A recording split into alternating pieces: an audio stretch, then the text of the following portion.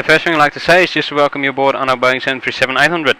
So we're on the ground at Perth International Airport, and we got the escarpment in front of us. We got runway 03 extending off to our right hand side, and in a moment or so I'm going to get you to follow your line that's extending out in front of us, and where it turns to the right you just need to follow that. That's going to line you up with the runway, and once we line up then we can go through our takeoff procedure. So I'm just going to quickly set on my navigation display for the correct one. That one is good, and I fix one so we can have something to reference with, and we can delete that one. We don't need the other one. So before we depart, I'm just going to quickly run through the controls and the instrumentations with you. So starting at our feet, we've got the rudder pedals. We use the rudder pedals to steer the aircraft on the ground. If you push down your left rudder pedal, the aircraft's going to turn to the left. If you push down your right rudder pedal, the aircraft's going to turn to the right. So it's like your rudder pedals are effectively the steering wheel in your car. One thing to be careful of: as soon as the aircraft moves faster, the rudder pedals will become very sensitive. And it's very easy to overcorrect with the rudder pedals. And all I want you to do at that stage is just move very small movements with the rudder pedals. And ideally what we're going to try to do is to stay on the center line of the runway. So similar to a normal road, you have that white line going in the middle. And obviously for aircraft we try to stay on top of that line every time when we take off, and also when we come in for the landing. With the control yoke in front of you, you're going to use it to fly the aircraft. So once we get airborne, you can take your feet off the rudder pedals, and if you want the nose of the aircraft to go up, you're just going to pull on the yoke. If you want the nose of the aircraft to go down, you're just going to push on the yoke. Turn the aircraft to the left or to the right. Just turn the yoke to the left or to the right. I'll explain to you a little bit more about turning the aircraft in the air, because turning is a bit more complicated than just turning the yoke, because effectively we don't just turn the aircraft, we roll the aircraft, and as the effect of that the aircraft is going to turn. And so yeah, you need to be very careful. Like obviously you can flip the aircraft upside down. So moving on to our instrument displays. Our instrument displays are split up in 4 screens. So we've got a primary flight display, navigation display, and upper lower engine display. Starting at the primary flight display, there's 2 gauges you need to know. They are the artificial horizon, which is in the middle, and then you got your altimeter. With the artificial horizon, like the name said, it just represents the actual horizon outside. So the blue represents the sky, the brown represents the ground, and the figure in the middle is our aircraft. So we got the nose of the aircraft and the 2 wings of the aircraft there. When we fly the aircraft, or for instance when we do a takeoff, all I want you to do, you just need to raise your nose to the 15-degree line. And the 15-degree line is the second line above your 10-degree line. So each of those white lines are basically it's an increment of 2.5 degrees. So in the middle there is 5 degrees. So the ones that you're going to use will be 5 degrees, 10 degrees, and 15 degrees. So when we do the takeoff, we're going to go up to 15 degrees. Once we've retracted our landing gear, we can come back to 10 degrees. And generally after that, we only stay between the horizon and 10 degrees. So if we want to fly straight and level, maintaining our height, we can go to 5 degrees. If we want to descend, we just bring our nose to the horizon, or if we want to climb, we just bring our nose up to 10 degrees. Okay, so with the altimeter indicates your height above mean sea level, and what we're going to do, we're going to climb to 3,000 feet. That's our altitude buck, and you can see above your altimeter in pink there, it's 3,000. As a reminder for you, ideally what you're going to try to do is put 3,000 in that box, and it's going to be quite hard to do at first, so I don't expect you to maintain 3,000 the whole way. All we're going to try to achieve is just try to stay as close to it as possible. That's going to be perfectly fine. Moving on to your navigation display. Your navigation display is basically top-down view of what's happening around you. So the triangle in the middle represents our aircraft. Then we have the compass rose all around, represent the different headings that we can turn. Then we got in the rectangle top where it says 109er is our track over the ground. And then we got the parallel white lines, which is our runway extending off to our right. And then we got this white dash line, which is our runway center line. We're going to use that to line up with the runway for the first circuit. And like I said, the second one, I'm going to introduce you a little bit to instrument flying, which is going to be a bit harder to do. And then also we got our heading bug there, which is that pink dash line with the pink crown on it. So after we took off, I'm going to get us to turn to the right, and you're just going to try to turn the aircraft to the right. And what you're going to try to do, just bring that all the way to the top of your navigation display, and once it's at the top, that's the heading that we want to fly in. So I'm just going to leave that in the direction of takeoff. Moving on to our engine displays. Your engines display gives you a lot of useful information about the engines. I'm not going to get you to worry about any of them. The only gauges I'm going to explain for you are the N1 gauges. They indicate the percentage RPM produced by our two engines. The big fan blades in front of the turbofan engine, and they indicate 20%, or roughly 20%. We probably can say 21%. If we're going to take both thrust levers and push them all the way to the front, we should achieve about 110%. So you can see we've got a little bit of excess power available. But for the flight, we're only going to go up to 100%, so, or normally just 90, somewhere 90%, just up to 90, that will be fine. So I want you to put your hand on the thrust levers, and let's set 60% thrust.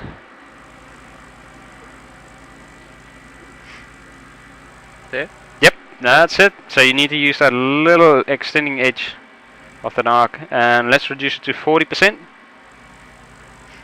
And you do it the same. You can do it as quickly as you like on the thrust levers. Yep. There's no certain rate. We don't control the engines directly. It's all computer controlled. We're just basically telling the computer what thrust setting we want. And let's reduce it to 20%. That's it. In the older style engines, where they weren't really regulated by computers, if you take your thrust levers and you would do this, your engine would flame out. And so you would kill your engine because you obviously would add too much fuel in the engine. But luckily these days we don't have to worry about that. Moving on to landing gear lever. Use it to raise and load the landing gear. It's fairly easy and straightforward. So with the lever you just pull it up, bring it all the way to the top. If you want to retract your landing gear, want to load the landing gear, pull it out, bring it all the way to the bottom, let go of it. And if we, or before we land, it needs to be important to confirm those 3 green lights, indicating our landing gear is down, locked in position, and safe for landing. I'm going to get you to reach over there for the landing gear lever, so you can just bring that up for us. There we go, and you can bring the lever down. Okay, so let's move on to, or actually I'll skip the flaps and the airspeed brake for now. Explain that once we get airborne. Last thing I'm going to show you is the parking brake. So to disengage the parking brake, you can push that forward blade, so the light is off, parking brake is disengaged. We can move forward at this stage. Do you have any questions before we depart? Bank angle. What's a good bank angle? Okay, that's a good question. Your angle of bank indicator is at the top of your artificial horizon. It's that blue triangle that's lined up with the white triangle. Once the 2 triangles are lined up with one another, we got 0 degrees angle of bank. So that means we're just going to fly straight ahead. Yep. To either side, you can see there's white lines. So for the first 3 white lines to either side, it's increments of 10 degrees. So what we got 10 degrees, 20 degrees, and 30 degrees. Same on the other side. And we go to a maximum of 30 degrees. So that's generally what you fly. If you want to do a right one turn is 20 degrees. So you can just bring it up to the second line. And then obviously like 30 is your max. You do get 45 and 60 and 90, but you don't go in that region. That's normally when you do aerobatics. So anything more than 30 degrees is regarded as aerobatic flying, or aerobatic flight. Okay, so that's all done. I guess we're all ready to go. Just make sure, final check. Everything looks good. Birthday our flight spins 556, line up already, runway 03, request line up. Flight experience 556, line up. Lining up, flight experience 556. I'm going to get you to apply 25% thrust. It's just going to be a small amount forward. And allow the aircraft to move forward, and you can push the rudder pedal side to side just to get a fuel for them.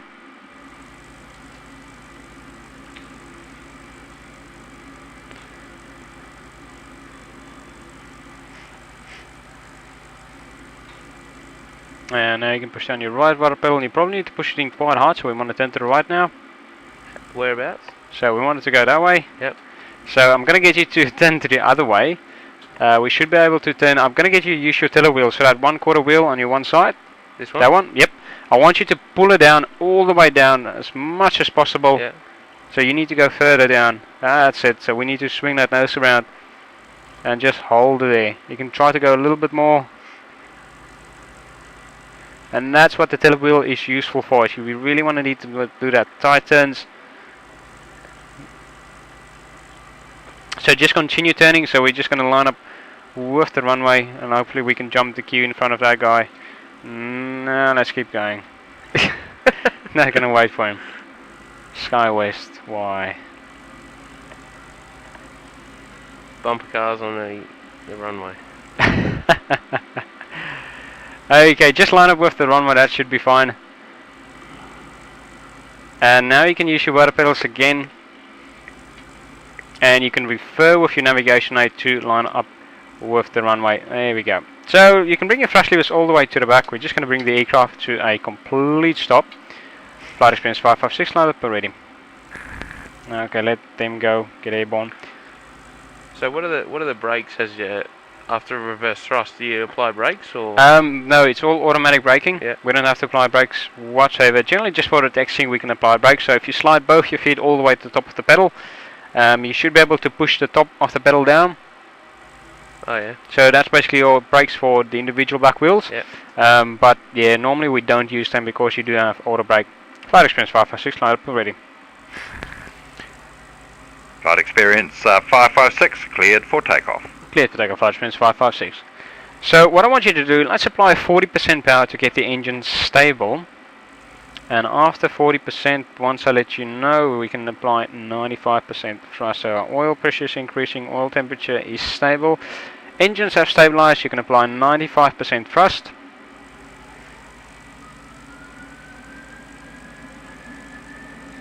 So you can use those rudder pedals. Airspeed is increasing in live.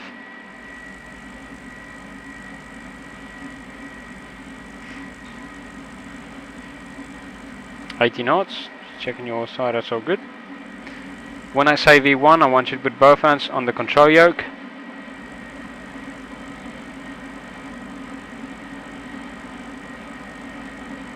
V1.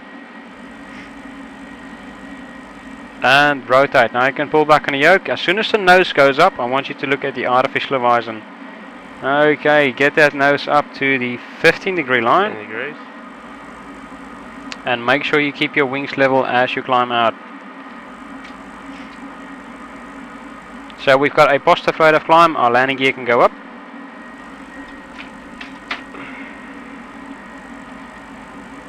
Flaps can go up to stage 1.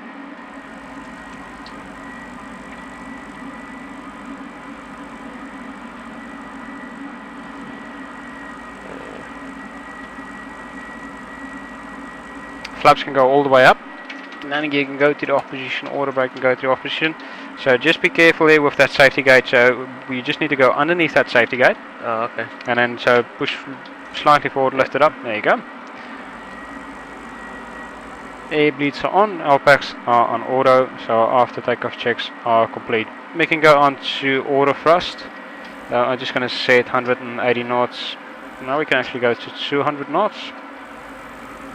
You can lower your nose to 10 degrees, so you don't have to go any higher than 10 degrees. And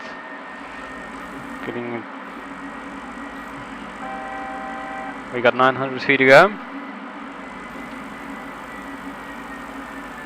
Actually going to get us to start to turn early. So what I want you to do is do a 20 degrees angle of bank to the right while we're doing the climb. So keep your nose at the 10 degree line and increase your bank angle to 20 degrees.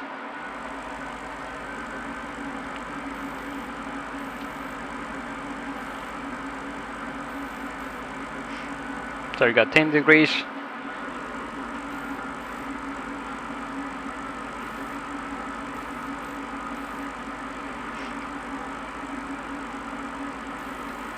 Go 20 degrees and we're leveling off, so that's all good. So we're at 3,000 feet, so we want to maintain 3,000 feet. You might find it's going to be slightly above the 5 degree line to maintain your height. And you can just push and pull to find that certain spot where you can maintain your height. So always cross-reference with your altimeter in order to maintain that.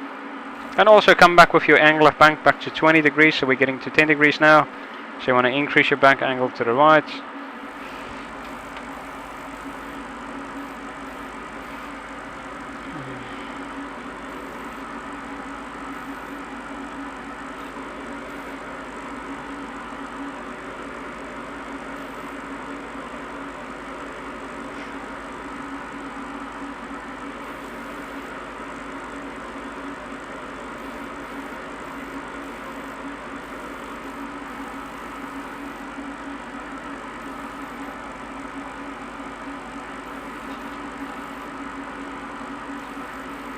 So you've probably done some sort of flying before? Who, me? Yeah. No. Computer? Yeah.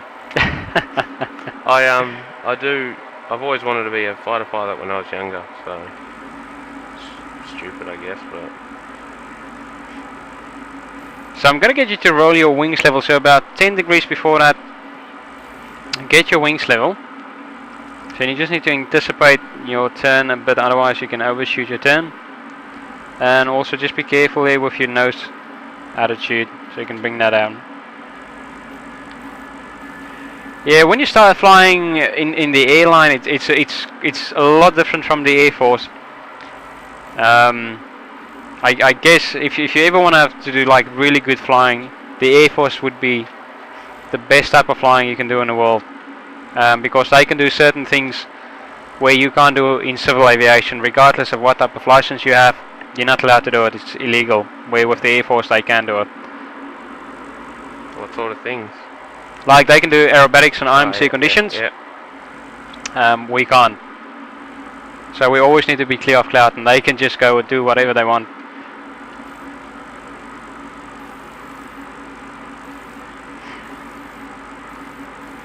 It's easy to get fixated on one thing, isn't it?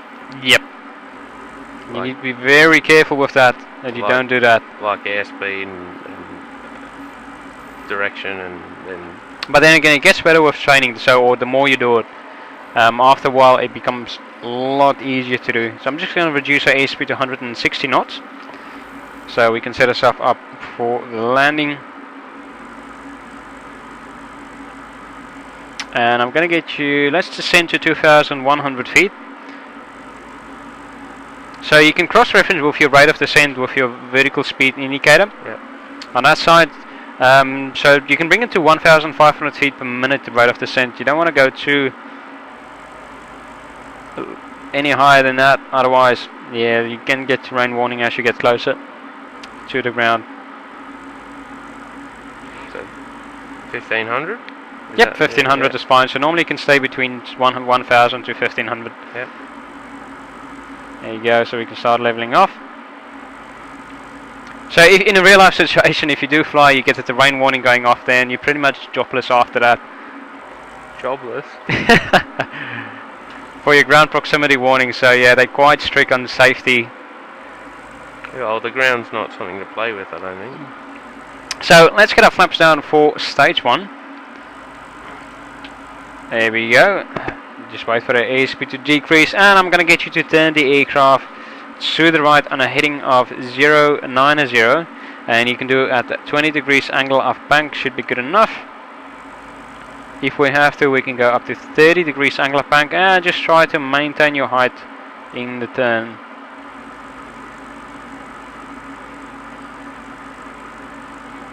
Let's bring our flaps down for stage 5. Stage 5 set, and we can lower our landing gear. So we're doing a bit of a short approach now because I want to do a long instrument approach with you for the next one. Yeah, so we don't spend too much time. And we can continue turning to the heading of the runway. At this point I want you to roll your wings slightly to the left. And that's just to extend your arc out. So now you need to realign your arc to line up with your center line. So you want to bring that out all the way until it touches the center line. And what you can do, you can lower your nose. So let's descend the aircraft. We're going to try for 1,000 feet per minute descent.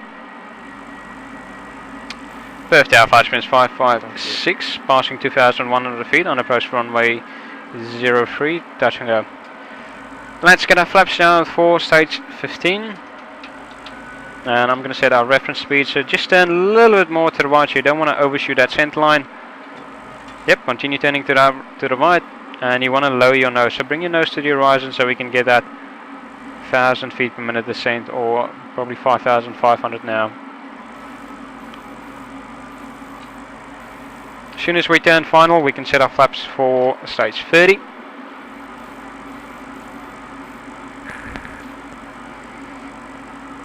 So you can continue descending below 2,000.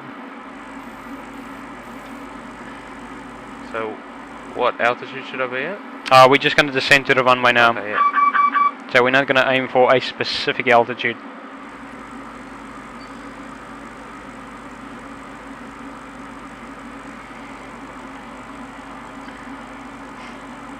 Looking good so far. So get your wings level, then we can bring our flaps down for stage 30. 1000. So let's get those flaps down for stage 30. Stage 30 flaps set, so we've got our landing gear down, auto brake set, speed brake set. Do I need to turn a bit left here? So now we're just going to continue down to the runway. We can lower your nose a little bit more. Yeah.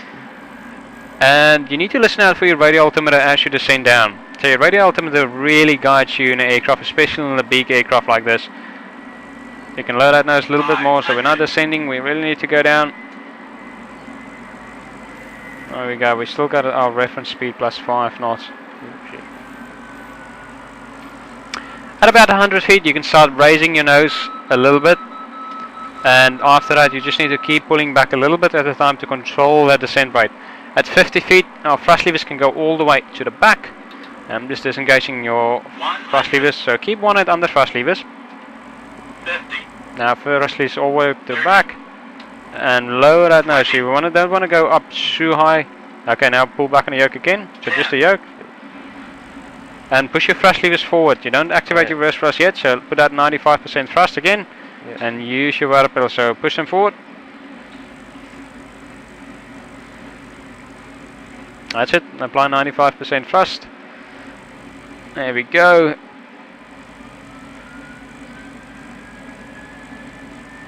Airspeed is increasing in live. Got V1. And rotate. So you can pull back, get the nose up to the 15-degree line. We can start doing a bit of instrument flying on the fly directory. So we can climb at 1,500 feet per minute. We can turn on a auto thrust. Put that at 180 knots. Flaps can go up to stage 5. So just go underneath that safety gate. Landing gear can go up.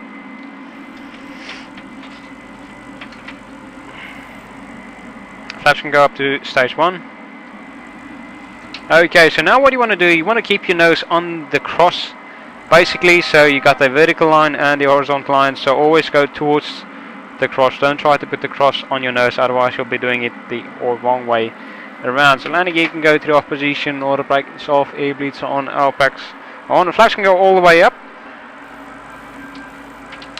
And we can climb to 3,000 feet. I'm going to get you to turn the aircraft to the right on a heading of 330, and we can increase our speed to 200 knots. Going to load up our arrival for Perth for ILS runway.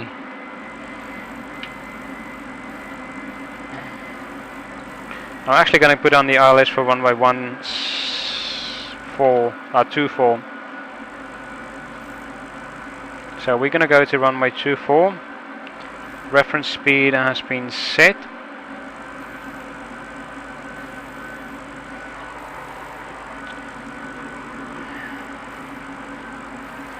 And I'm going to change the heading further, so just continue turning.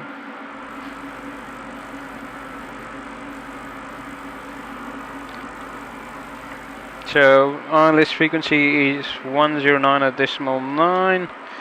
109.9.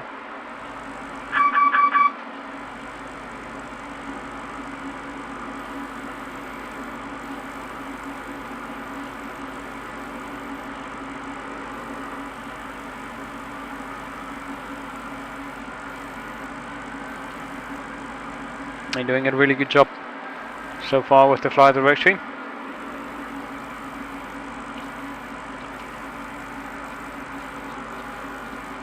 And I'll turn for a heading of 080 to the right. So just raise your nose, so descending a bit.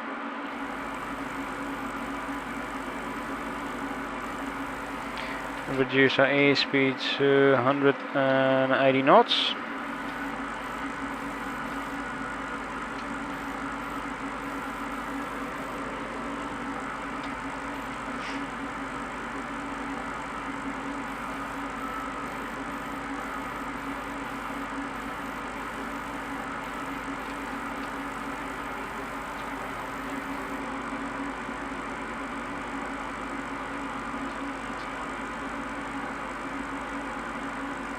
Let's get our flaps down for stage 1.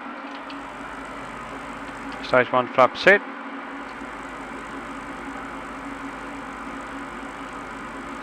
Birthday flash winds 556, maintaining 2900, starting approach for ILS runway 24. Flight experience 556. Continue approach. Report on final. Continue approach, point on final 556. Let's put our order brake for number 2.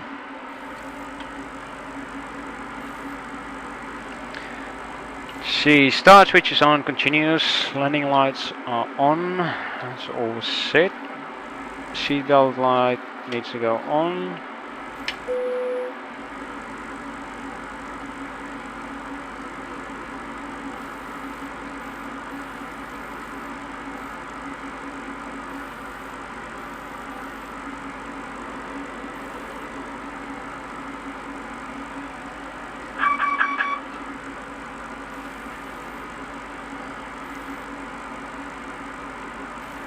Reduce our ASP to 160 knots.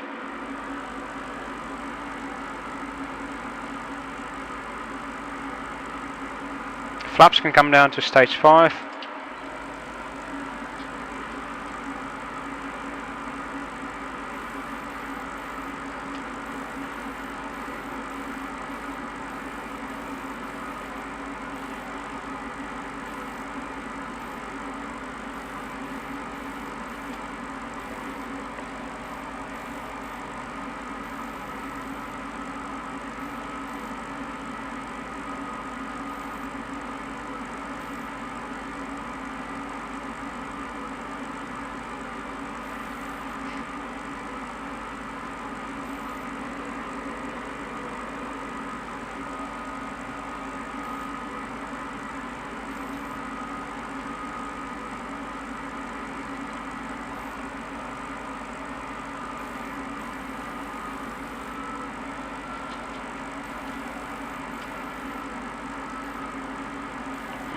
Okay, I'm just going to try something here for a second. Okay, now it's going to get you to turn.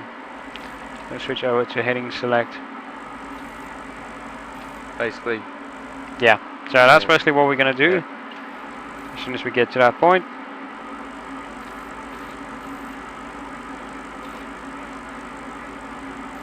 Landing gear can go down. We can descend to 2,500 feet. And you can start doing your turn to the right.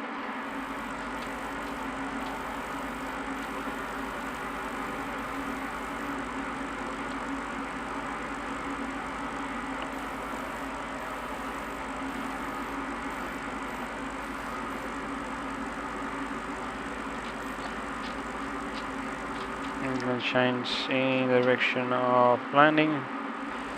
And once we picked up the localizer, I want you to follow the localizer. Let's get our flaps down for stage 15. We've got 3 greens confirmed. I was going to ask, when does the altitude warning go off? Is that when you reach ILS or? The altitude warning. Which Yeah. warning are you talking about? Well, obviously, if you get too close to the ground, you get altitude, don't you? The beeping sound Yeah. you normally hear is when you climb too high or too below, or too high or too low, and from your assigned height.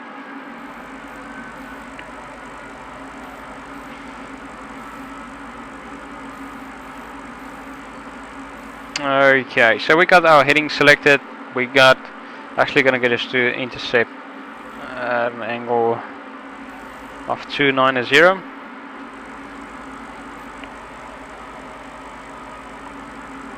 So we captured the localizer, so just follow the localizer. The localizer is going to guide you from now on. And we just need to capture the glide slope.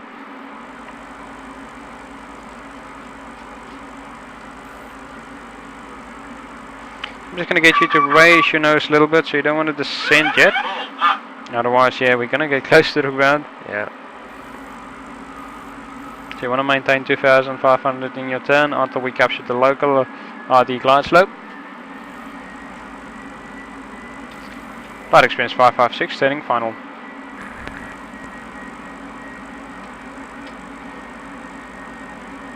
Glide slopes coming up. Let's get our speed brake. I want you to lift that up, bring it slightly backwards. So just lift it up, slightly backwards, drop it down, that's it. Just sit stay. Just whereabouts? Yep, so it's just to the front. Yep. There we go. Speed brake is on. So just turn the aircraft more to the left so we don't overshoot that center line. So just focus on the flight directory for now. And just be careful there with your height. So you want to bring your nose up. Okay, so we've got our landing gear down, auto brake set, speed brake set, flaps 15. We're going to get it to flaps 30. So you can bring it out to flaps 30.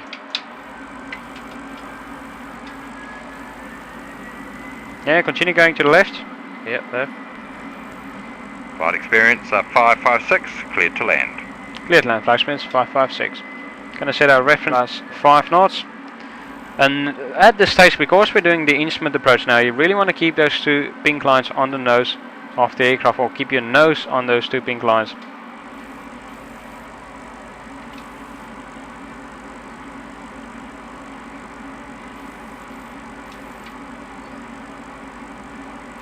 As soon as you get close to it, it runs away.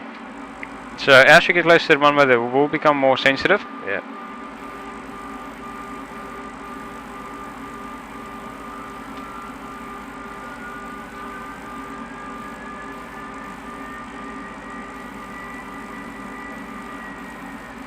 So just turn to the left for me a bit. So we just go over to, or come over to the center line. We're slightly off the track, so just turn a little bit to the left. That's it. You can push your yaw forward. So keep your nose on that line as you turn to the left. Oh yeah, I see that. Just want you to intercept that center line. Down below that pink ball, moving. Yep. Yep. So now you can go back to the horizontal or the vertical line. The pink line should go to the right. 1,000. Okay, 1,000 feet, approach is stable. Continue going to the right, so we don't overshoot it again. Looking good so far.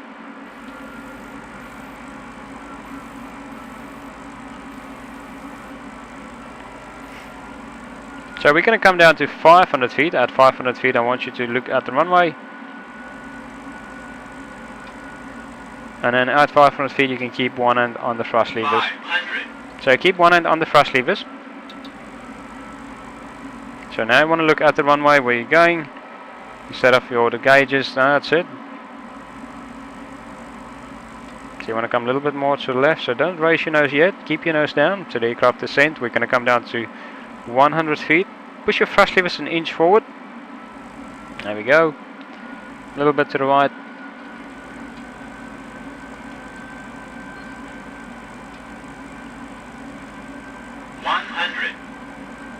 So we can just keep your nose there, allow the aircraft to descend. At 50 feet, thrust levers goes to the back.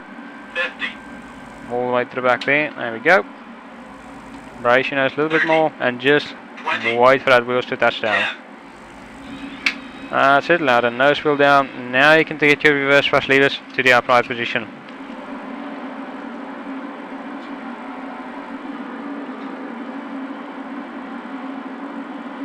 We're below 70 knots, you can disengage your reverse thrust levers. And there we go. Made it safely back in one piece. So that's basically what you need to deal with when you do instrument flying. You focus quite a lot on your flight direction. Your flight directory is a really good way to assist you on flying the aircraft. Tells you how you need to bank the aircraft, how you need to pitch the aircraft. Normally when you do it manually, you can do it with your pink lines or your pink diamond choke things on the side to determine if you're on the descent line or if you're on the glide slope, but again, it's really hard to do. Takes quite a lot of practice. Let's disengage our speed brake. I can go to the front. Flaps can go up to stage 0. Auto brake can go to the off position. What we can do, unfortunately we don't have time to taxi back to the terminal, so we just need to get our passengers to disembark on the runway. So if you want to take the seatbelt sign, flick that up. And there we go. After say congratulations, Captain. Thank you. Done an outstanding job. Thank you very much. So there you go.